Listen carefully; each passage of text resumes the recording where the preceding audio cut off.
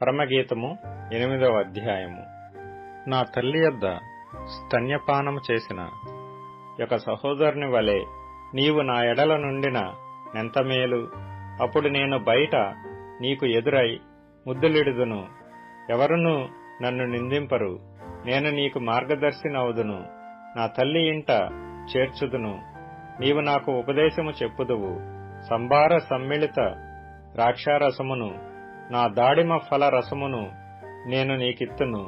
అతని ఎడమ చెయ్యి నా తల క్రిందనున్నది, అతని కుడి చెయ్యి నన్ను కౌగిలించుచున్నది. యెరూషలేము కుమార్తెలారా, లేచుటకు ప్రేమకు ఇచ్చ పుట్టు వరకు లేపకయు కలత పరచకయు నుందుమని నేను మీ చేత ప్రమాణము చేయించుకొందును. తన ప్రియుని మీద ఆనుకొని అరణ్య మార్గమున వచ్చున్నది ఎవతే? జల్దరు వృక్షము క్రింద నేను నిన్ను లేపితిని. అచట నీ తల్లికి నీ వలన ప్రసవ వేదన కలిగెను. నిన్ను కనిన తల్లి ఎచ్చటనే ప్రసవ వేదన పడెను. ప్రేమ మరణమంత బలవంతమైనది, ఈర్ష్య పాతాళమంత కఠోరమైనది. దాని జ్వాలలు అగ్ని జ్వాలా సమములు. అది యెహోవా పుట్టించు జ్వాల. నీ హృదయము మీద నన్ను నామాక్షరముగా ఉంచుము, నీ భుజమునకు నామాక్షరముగా నన్నుంచుము. అగాధ సముద్ర జలము ప్రేమను ఆర్పజాలదు, నదీ ప్రవాహములు దాని ముంచివేయజాలవు. ప్రేమకై ఒకడు తన స్వాస్థ్యమంతా ఇచ్చినను తిరస్కారముతో అతడు త్రోసివేయబడును. మాకొక చిన్న చెల్లెలు కలదు, దానికి ఇంకనూ వయసు రాలేదు.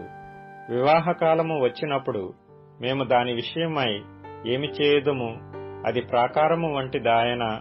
మేము దానిపైన వెండి గోపురం ఒకటి కట్టుదుము. అది కవాటము వంటి దాయన. దేవదారు మ్రానుతో దానికి అడ్డులను కట్టుదుము. నేను ప్రాకారము వంటి దాననైతిని, నా కుచములు దుర్గములాయను. అందువలన అతని దృష్టికి నేను క్షేమము నొందదగిన దాననైతిని. బయలు హామోనునందు సొలొమోనుకొక ద్రాక్షావనము కలదు. అతడు దానిని కాపులకిచ్చెను. దాని ఫలములకు వచ్చుబడిగా ఒక్కొక్కడు 1000 రూపాయలు తేవలెను. నా ద్రాక్షావనము నా వశమున ఉన్నది. సొలొమోను ఆ 1000 రూపాయలు నీకే చెల్లును.